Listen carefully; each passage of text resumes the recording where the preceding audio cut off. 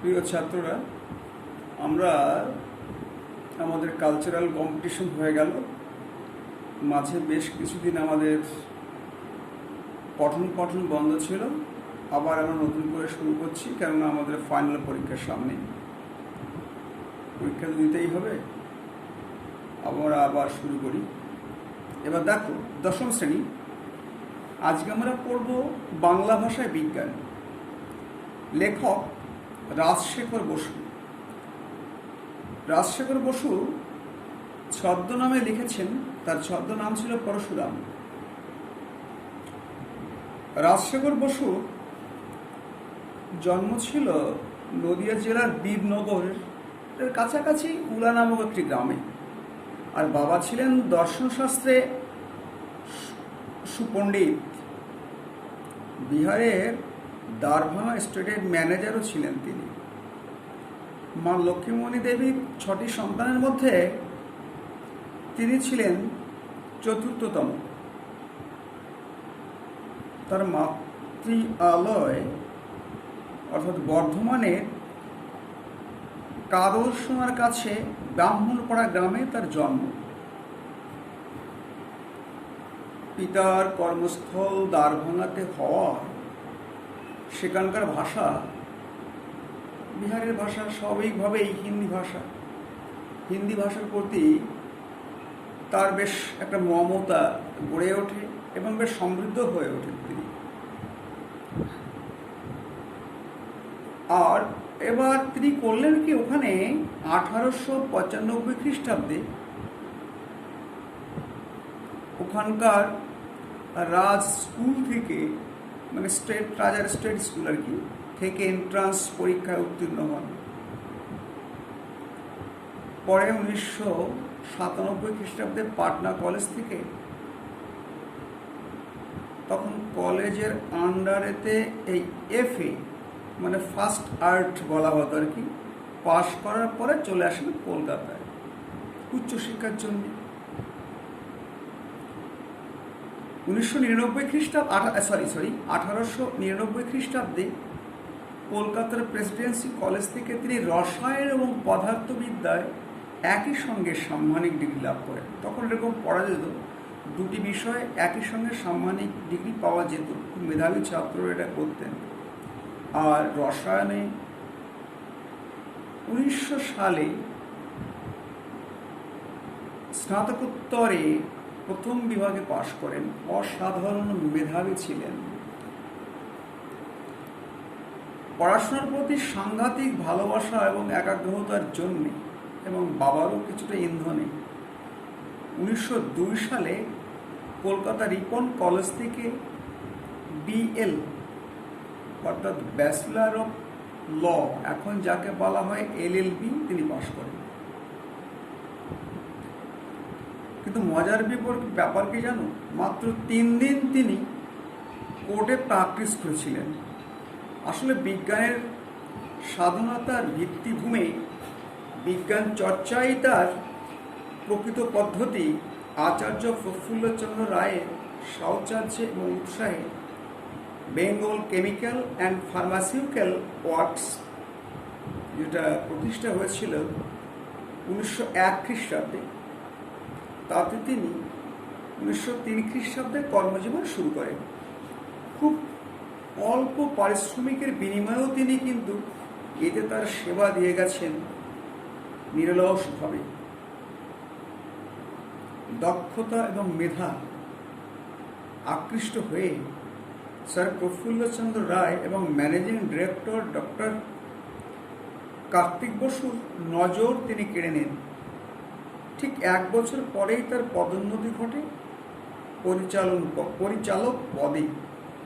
গবেষণা ও ব্যবসা সংক্রান্ত পরিচালনা উভয় দিকেই পারঙ্গমতা তিনি দেখিয়েছিলেন। আবার কেমিস্ট্রি ও ফিজিওলজির মধ্যে অদ্ভুত যোগসূত্র স্থাপন করে নতুন পদ্ধতির উদ্ভাবন তিনি করেছিলেন। উত্তম এবং সবার দৃষ্টি কেড়েছিলেন। 1932 খ্রিস্টাব্দে তিনি চাকরি জীবন থেকে অবসর গ্রহণ করতে বাধ্য হন স্বাস্থ্যের কারণে। তিনি একটু ভগ্ন স্বাস্থ্য ছিলেন। কিন্তু Bengal chemical and pharmaceutical works কোম্পানির উপদেষ্টা তথা ডিরেক্টর রূপে আমৃত্যু তিনি কাজ করে গেছেন এবং দক্ষতার সাথে। এবার আমরা তার সাহিত্য জীবনে আসি একটু। রাজশেখর বসু এক কৃতবিদ্য রসায়নবিদ এবং সাহিত্যিক। অভিধান তৈরির মতো গুরুত্বপূর্ণ ভার তিনি নিয়েছিলেন এবং তোমরা শুনলে অবাক হয়ে যাবে, বাংলা ভাষার অভিধান চলন্তিকা তারই সৃষ্টি। পরশুরাম ছদ্মনামে তিনি অনেক ব্যঙ্গকৌতুক, বিদ্রুপাত্ম গ্রন্থ রচনা করেছিলেন। অন্যদিকে অনুবাদক রূপে ধ্রুপদী ভারতীয় সাহিত্যে উল্লেখযোগ্য কয়েকটি গ্রন্থের অনুবাদ তথা সারানুবাদ করে বাংলা সাহিত্যের গগনে উজ্জ্বল নক্ষত্রের তিনি আসেন। মহাকবি কালিদাসের মেঘদূত, আদিকবি বাল্মীকির রামায়ণ, কৃষ্ণদ্বৈপায়ন বেদব্যাসকৃত মহাভারত এবং শ্রীমদ্ ভগবদ গীতা ইত্যাদি তিনি সহজ সরল গদ্যে বাঙালি পাঠযোগ্য করে সুধী সমাজে বিশেষ সমাদৃত হয়েছিলেন। 1920 সালে রাজশেখর বসুর রচনায় হাত দেন 1922 খ্রিস্টাব্দে পরশুরাম ছদ্মনামে একটি মাসিক পত্রিকায় শ্রী শ্রী সিদ্ধেশ্বরী লিমিটেড নামক ব্যঙ্গ রচনাটি প্রকাশের সঙ্গে সঙ্গে পাঠক মহলে সাড়া পড়ে যায়।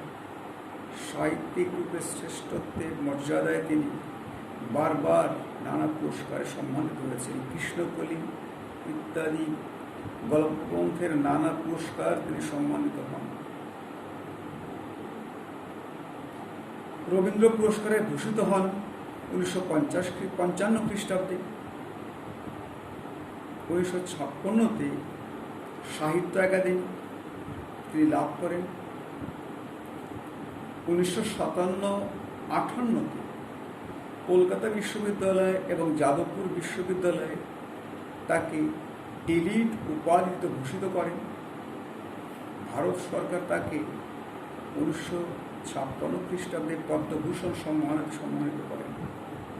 এছাড়া জগত্তারিণী পদক 1940 সালে এবং সরোজিনী পদক 1955 সালে তিনি লাভ করেন।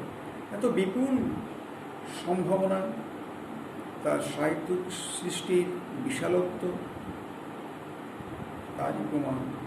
তাছাড়া তার পরশপাথর এবং ব্রিঞ্চি বাবু গল্প অবলম্বনে সত্যজিৎ রায় পরশপাথর এবং মহাপুরুষ নামক চলচ্চিত্র দুটি নির্মাণ করেন, যা তার সার্থক সৃষ্টি। গল্পগ্রন্থের মধ্যে গড্ডালিকা, শ্রী শ্রী সিদ্ধেশ্বরী লিমিটেড, কজ্জলি, হনুমানের স্বপ্ন ইত্যাদি গল্প